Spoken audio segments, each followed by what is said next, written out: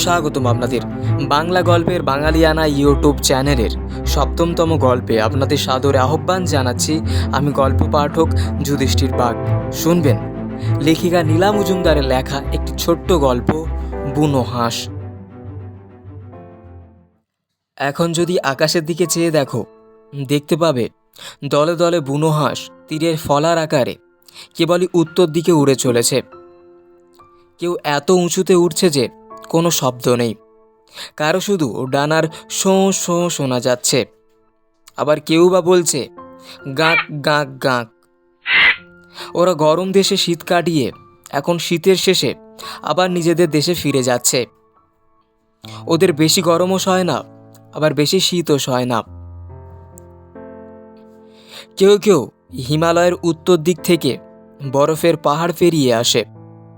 অনেকে নাকি ভারতের মাটি পার হয়ে সমুদ্রের ওপর দিয়ে উড়ে ছোট ছোট দ্বীপে গিয়ে নামে। সেখানে মানুষের বাস নেই, নিরাপদে তাদের শীত কাটে। পৃথিবীর দক্ষিণের আধখানায় আমাদের শীতের সময় গরম, আবার আমাদের গরমের সময় শীত। লাদাখের একটা বরফে ঢাকা নির্জন জায়গাতে আমাদের জোয়ানদের একটা ঘাঁটি ছিল। তখন শীতের শুরু। মাথার ওপর দিয়ে দলে দলে বুনো হাঁস দক্ষিণ দিকে উড়ে যেত। বাড়ির জন্য ওদের মন কেমন করত। চিঠিপত্র বিশেষ পৌঁছত না, শুধু রেডিওতে যেটুকু খবর পেত। একদিন একটা বুনো হাঁস দল ছেড়ে নিচে নেমে পড়ল। একটা ঝোপের ওপর নেমে থরথর করে কাঁপতে লাগলো। তারপর ওরা অবাক হয়ে দেখল আর একটা বুনো হাঁসও নেমে এসে এটা চারিদিকে উড়ে বেড়াচ্ছে। বরফ পড়তে শুরু করতেই জোয়ানরা গিয়ে আগের হাঁসটাকে তাঁবুতে নিয়ে এলো।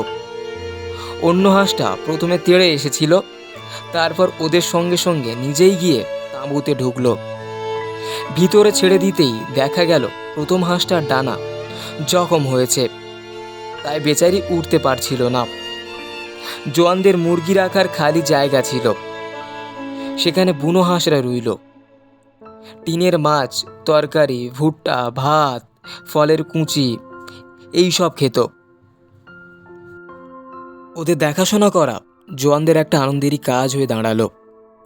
পরের হাঁসটা ইচ্ছা করলেই উড়ে যেতে পারত, কিন্তু সঙ্গীকে ছেড়ে গেল না। সারা শীতকাল দুজনে ওখানে থেকে গেল।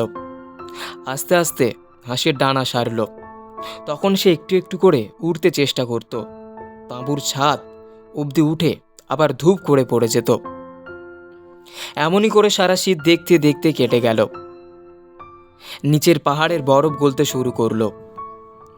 আবার সবুজ ঝোপঝাপ দেখা গেল। ন্যাড়া গাছে পাতার আর ফুলের কুঁড়ি ধরল। তারপর পাখিরা আবার আসতে আরম্ভ করলো। এবার দক্ষিণ থেকে উত্তরে দেশে ফিরে ওরা বাসা বাঁধবে, বাচ্চা তুলবে।